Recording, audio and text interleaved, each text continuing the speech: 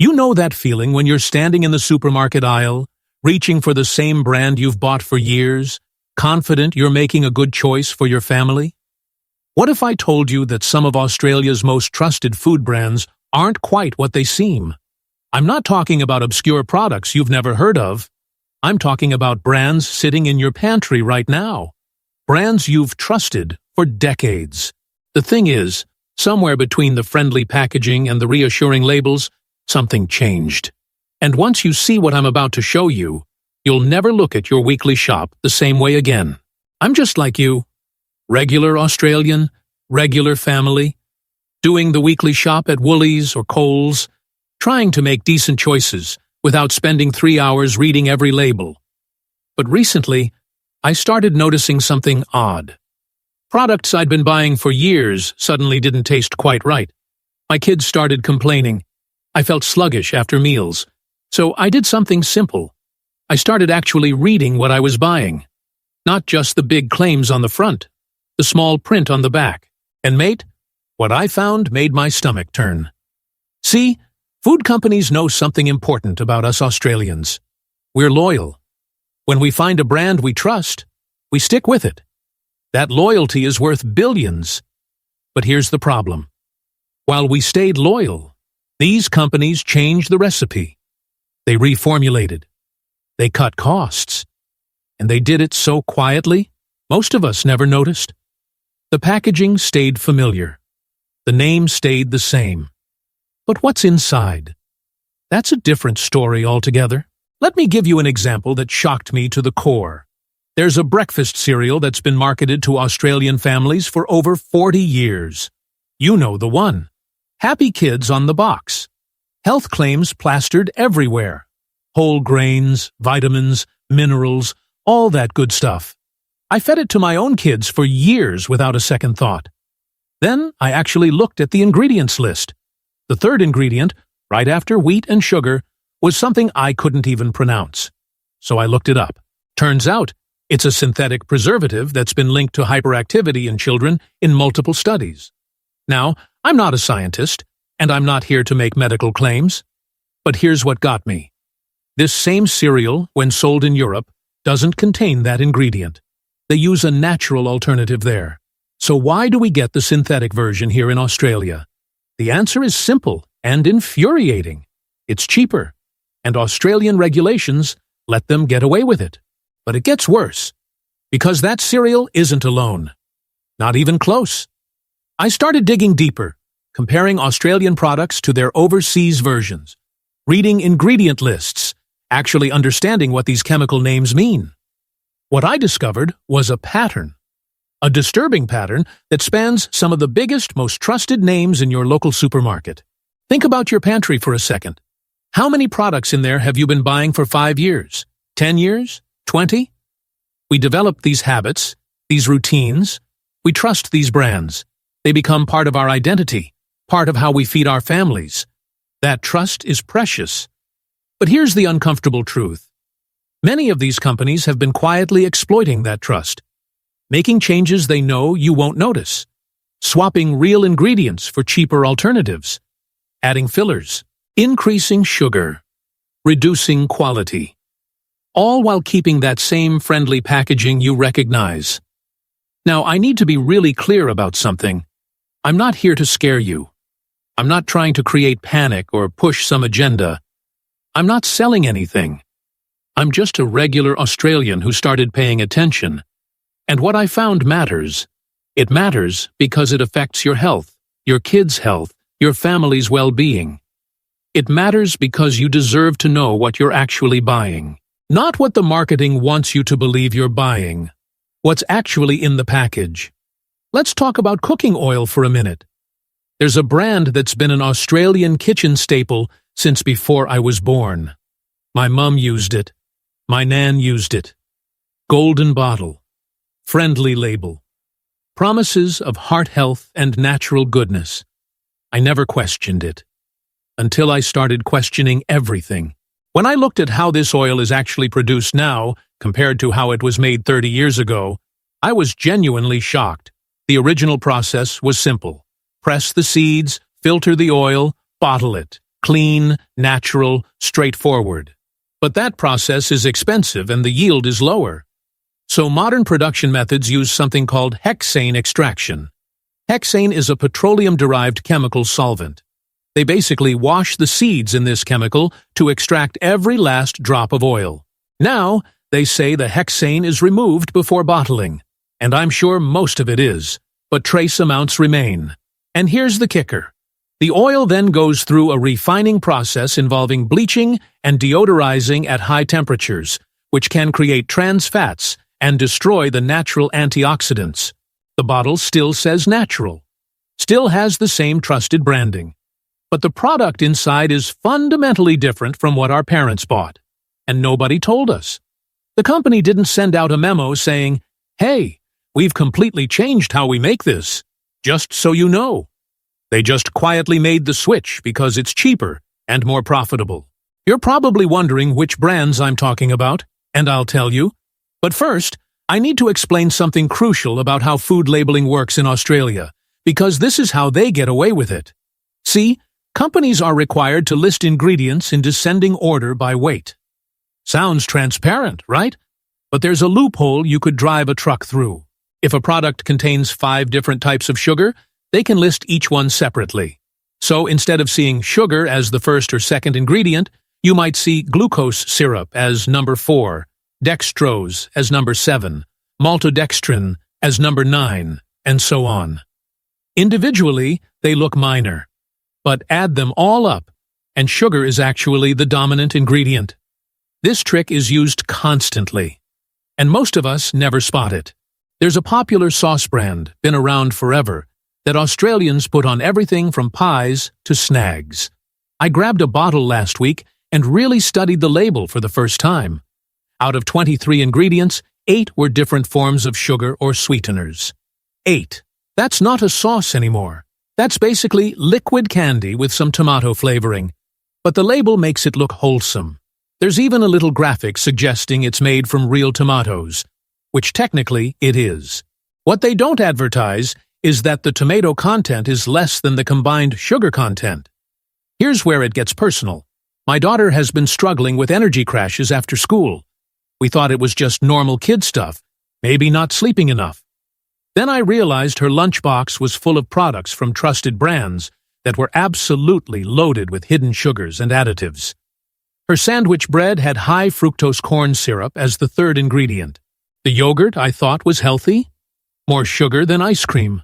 The fruit straps I bought thinking they were a better option than lollies, mostly glucose syrup with a bit of fruit concentrate for color.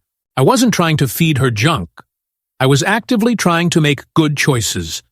But these brands had convinced me, through decades of marketing and familiarity, that their products were suitable for children. They used words like natural and no artificial colors, while quietly pumping in sugar and other concerning ingredients through the back door. And the regulatory environment here in Australia lets them do it. Now, you might be thinking, surely the big supermarket chains must vet these products, right? Surely Woolworths and Coles wouldn't stock something dodgy. Well, here's an uncomfortable reality. Supermarkets make money by selling products. The more they sell, the more they make. The big brands pay for prime shelf positioning. They pay for end-of-aisle displays. This is a business relationship, not a health advocacy program. The supermarkets stock what sells and what's profitable, not necessarily what's best for you. There's a biscuit brand that's been marketed to Australian parents for decades as a wholesome snack. The packaging has barely changed since the 1980s. When you see it on the shelf, it triggers this warm, nostalgic feeling.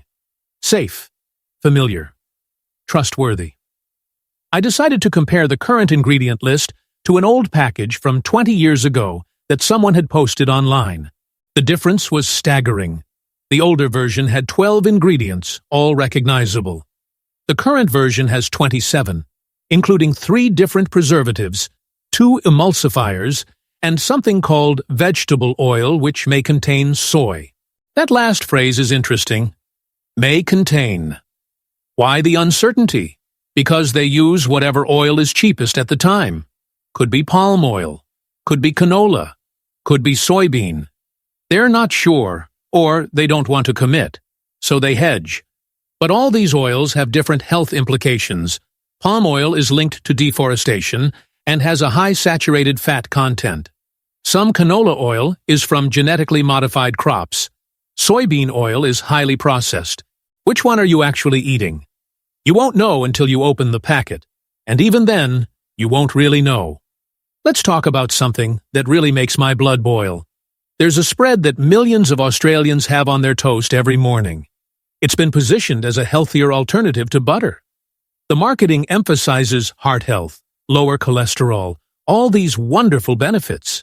I used it for years, believed every word. Then I learned how margarine is actually made. To turn liquid vegetable oil into a solid spread, you need to change its molecular structure. This is done through a process called hydrogenation. Partial hydrogenation creates trans fats, which are now widely recognized as harmful. So the industry switched to full hydrogenation, which they claim is safer. But here's what they don't tell you. To make fully hydrogenated fat spreadable, they have to blend it with liquid oils and add a cocktail of emulsifiers, stabilizers, and preservatives. The final product is so far removed from anything natural, it's basically an industrial food science experiment. Meanwhile, butter, which humans have been eating for thousands of years, got demonized. Why? Because there was no money in butter for these big food corporations. They couldn't patent butter. They couldn't make it cheaper in a factory. So they created margarine, convinced a generation it was healthier, and made billions. Now, decades later, the science is showing that natural fats aren't the enemy we were told they were. But how many Australians are still spreading this heavily processed product on their toast every morning, believing they're making the healthy choice? I want to tell you about what happened when I started swapping these trusted brands for alternatives. Not expensive organic boutique stuff, just basic whole foods and products with short, recognizable ingredient lists. Within 2 weeks, my energy levels improved. My daughter's afternoon crashes stopped. My partner's digestion issues that we'd blamed on stress mostly disappeared. We weren't doing anything dramatic. We just stopped eating products designed in laboratories and started eating actual food again. But here's the frustrating part. Making these swaps shouldn't require a university degree in food science. Reading labels shouldn't feel like decoding hieroglyphics. We shouldn't have to spend hours researching every single product in our trolley. The system is set up to confuse and mislead. The regulations protect corporate profits more than they protect your health. And these trusted brands are taking full advantage. There's a juice brand that's been in Australian fridges for generations. Pure, natural, wholesome. That's the image. The reality? Most of the products are juice drink, not actual juice. The difference is huge. Juice drink can be as little as 25% real juice. The rest is water, sugar, flavoring, and preservatives. But the packaging is designed to look nearly identical to the pure juice version. Same colors, same logo, slightly different small print that most people never notice. I watched my neighbor buy 3 bottles of this juice drink last week, clearly thinking she was getting fruit juice for her kids. The sugar content was higher than Coca-Cola. And this is from a brand that parents trust. A brand that positions itself as family-friendly and wholesome. They know exactly what they're doing. They know people trust the name and don't read the label carefully. They count on it. Let's talk about something that really epitomizes this whole issue. There's a soup brand that's been synonymous with home-cooked comfort for decades. The advertising shows happy families gathered around steaming bowls of nutritious, warming soup. The reality? I compared a tin of their vegetable soup to a homemade version. The homemade soup, made with fresh vegetables, herbs, and stock, had about 8 ingredients total. The tinned version had 34, including 3 different thickeners, 2 preservatives, flavor enhancers, and something called hydrolyzed vegetable protein, which is basically a cheap way to add an artificial savory taste. The sodium content was off the charts. 1 serving contained nearly half your recommended daily intake. And here's the thing that really got me. The actual vegetable content was less than 20%. 20% in vegetable soup. The rest was water, thickeners, salt, and flavoring. You're essentially paying for a chemistry experiment designed to taste like soup, not actual soup. Now, I know what you're thinking. This is overwhelming. If all these trusted brands are problematic, what are we supposed to buy? And I get it. I felt the same way. But here's the thing. Knowledge is power. Once you know what to look for, it becomes second nature. You develop new habits. You find new brands, often smaller Australian companies that still make products the old-fashioned way. You start cooking more from scratch, which sounds daunting but is actually simpler and faster than you'd think. The real revelation for me was understanding that food companies don't have your best interests at heart. They have shareholders.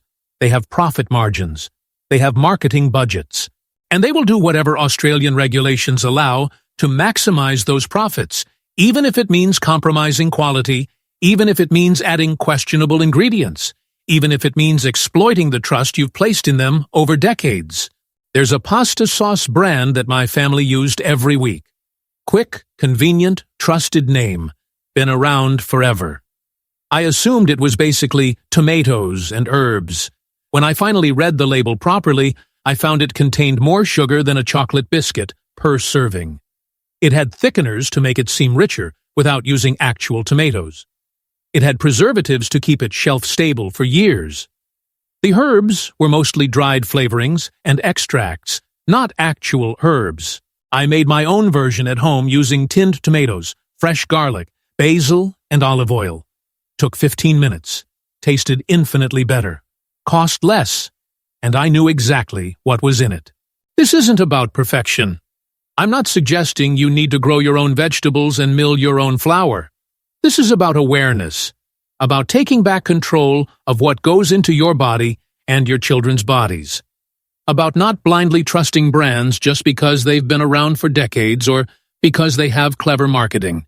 The 10 brands I'm talking about, the ones you should seriously reconsider having in your pantry, they're all household names. They're in virtually every Australian home. And that's precisely why this matters. These aren't fringe products. This is the mainstream food supply. This is what we've been told to trust. This is what's been marketed to us as safe, wholesome, and family-friendly, while quietly being reformulated to maximize profit at the expense of quality and, potentially, your health. Here's what I want you to do. This week, when you're doing your grocery shop, take an extra 5 minutes. Pick up 3 products you buy regularly without thinking. Really read the ingredient list. Not the marketing claims on the front, the actual ingredients. Look for added sugars hiding under different names. Look for preservatives and additives you can't pronounce. Look for may contain statements that show they're not even certain what's in their own product. And ask yourself, is this really what I want to feed my family? Because at the end of the day, these companies will only change if we demand it. If we stop buying their reformulated, cost-cut, profit-maximized products. If we vote with our wallets for quality and transparency. They've spent billions building trust. But trust works both ways. And when that trust is betrayed, when you find out that the brand you've been loyal to for decades has been quietly prioritizing profit over your health, well, maybe it's time to take that loyalty elsewhere. The truth is, you deserve better. Your family deserves better. You deserve to know what you're actually buying. You deserve companies that respect you enough to maintain quality, even when it costs more. You deserve transparency, not marketing spin. And once you start demanding that, once you start reading labels and making informed choices, you'll be amazed at how much better you feel, how much clearer your head is, how much more energy you have, how much better your whole family thrives. So take that extra moment. Read those labels. Question those trusted brands. Because the most expensive food you can buy isn't the organic stuff at the farmer's market. It's the cheap, processed, chemical-laden products masquerading as wholesome food that might cost you your health in the long run. That's the real price, and it's far too high to pay.